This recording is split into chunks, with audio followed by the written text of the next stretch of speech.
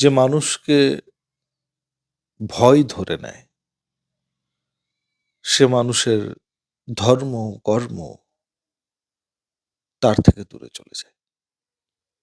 ভয় মানুষের অন্য রকমের হতে পারে। অনেক মানুষের এই ভয় থাকে যে তার জীবনে যে অনেক ইম্পোর্টেন্ট চাওয়া পাওয়াগুলো রয়েছে, সেগুলো হয়তো সে কখনো পাবে না, এই জীবন শেষ হয়ে যাবে। আর আমি জানি যে অনেক মানুষ, বেশি সংখ্যক মানুষ 99% যাদের বুদ্ধি ক্ষমতা একটু জাগ্রত অবস্থাতে আছে, তাদের এই ভয়টাই থাকে। কারণ জানে সবাই যে একটা সময় সবাইকে এখান থেকে যেতে হবে। কিন্তু যতদিন সে আছে সেই সময়ে তার বিভিন্ন রকমের যে চাওয়া পাওয়াগুলো রয়েছে, যেগুলোর লিস্ট সে অনেক দিন ধরে রেখেছে, সেই ইচ্ছাগুলো যেন তার ঠিক সময়ে, সঠিক ইন্টারভালে, সঠিক ফেজে গিয়ে পূর্ণতা পাক, পূর্ণতা পাক, পূর্ণতা পাক। এবং সেই পূর্ণতাটাকে পাওয়ার জন্য তার যে চেষ্টা, সেই চেষ্টাকে করার জন্য যে সামর্থ্য, আর যে সামর্থ্যটাকে পাওয়ার জন্য যে রকমের ন্যাক, দৃষ্টিকোণ বা ইচ্ছাশক্তি বা ভালো কৌশল, কিছুই তার কাছে নেই। সে জানে। আর তার জন্যই তো তার এই ভয়, যে হয়তো আমার সেই ইচ্ছাগুলো পূর্ণ হবে না, যে ইচ্ছাগুলোর কথা আমি ভেবে রেখেছি, লিখে রেখেছি, কাউকে বলে রেখেছি। তো মানুষের যখন এই রকমের সমস্যা আসে, যখন তার মনে ভয় সৃষ্টি নেয় যে আমার কাছ থেকে কিছু চলে যাচ্ছে, কিছু চলে যেতে পারে, তখন সেই মুহূর্তে যে ভয় থেকে বাঁচাবে, সেটা আপনার অর্থ নয়, আপনার শক্তি নয়, আপনার অনেক ভালো মানুষ নয়, আপনার কাছের অনেক প্রিয় মানুষগুলো যারা সবসময় তোমার কাছে রয়েছে, বা যারা তোমাকে বারবার একটা পথ দেখানোর চেষ্টা করেছে যে এই সময় এটা করো, এই সময় ওটা করো না, তারা নয়। ভয়কে দূর একটা জিনিসই করতে পারে, সেটা হচ্ছে ভক্তি।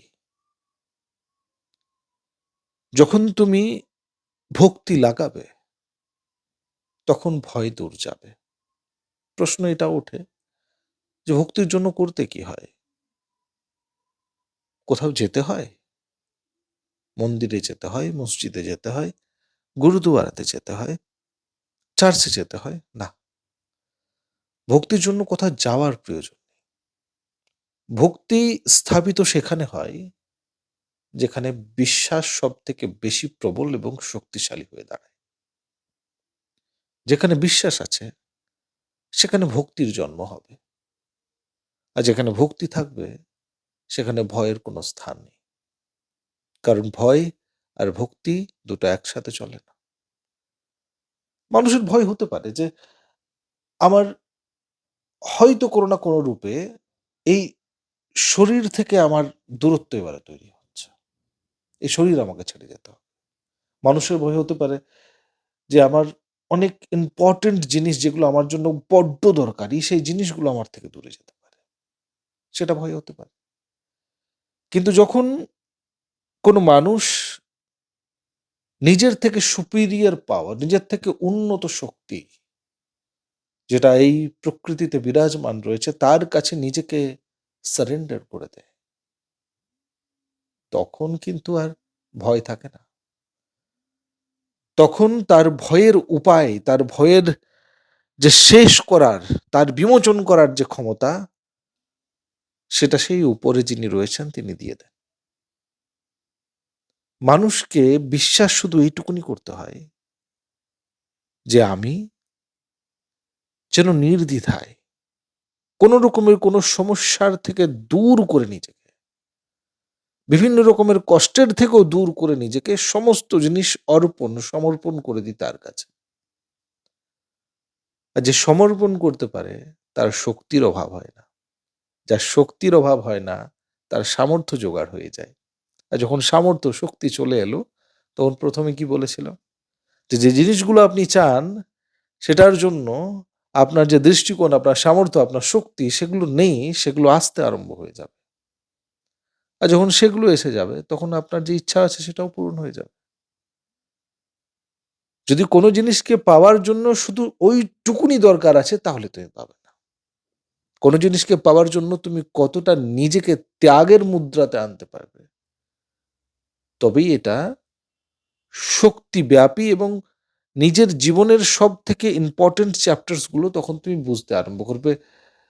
মা কালী দাঁড়িয়ে আছেন মহাদেবের বুকের উপরে।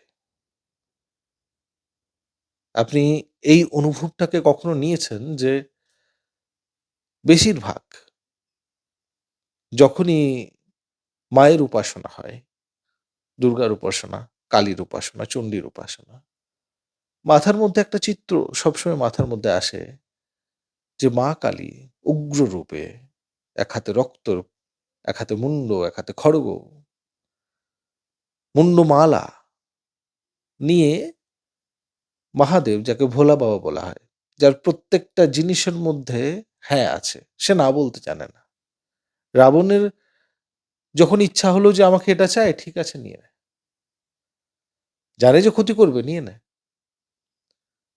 তো তার ওপরে একটা সাধারণ শিব মানে কি, যে সব সময় শাশ্বত রূপে সবার জন্য অ্যাভেলেবেল রয়েছে, সে না করতে জানে না, তার মনে ছল নেই, তার বুকের উপরে কেউ দাঁড়িয়ে আছে। মানুষের মনে প্রশ্ন ওঠে না যে যে সাধারণ, যে সরল, তার উপরে মা কেন আছে? তো সাধারণ এবং সরল মানুষই উগ্র শক্তিকে নিয়ন্ত্রণও করতে পারে। নিয়ন্ত্রণ করার জন্য সাধারণ এবং সরল মনের মানুষ হওয়া বড় দরকার। আর সাধারণ আর সরল মানুষ তুমি তবেই হতে পারবে যবে তোমার দৃষ্টিকোণ শুধু একটা জিনিসের উপরে নির্ধারণ থাকবে না, যে এটা পেয়ে গেলাম আমার কথা শেষ। আমাকে সম্পূর্ণরূপে ভক্তিরূপে নিজেকে সমর্পণ করতে হবে। আমার কাছে আপনি এরকমই ভিডিও পাবেন যেটা মানুষকে মানুষ হতে সহযোগিতা প্রদান করবে। আবার দেখা হচ্ছে একটা অন্য ভিডিওতে। আপনারা সবাই সুস্থ থাকুন, ভালো থাকুন এই কামনা করে আজকের এই ভিডিওটি শেষ করছি।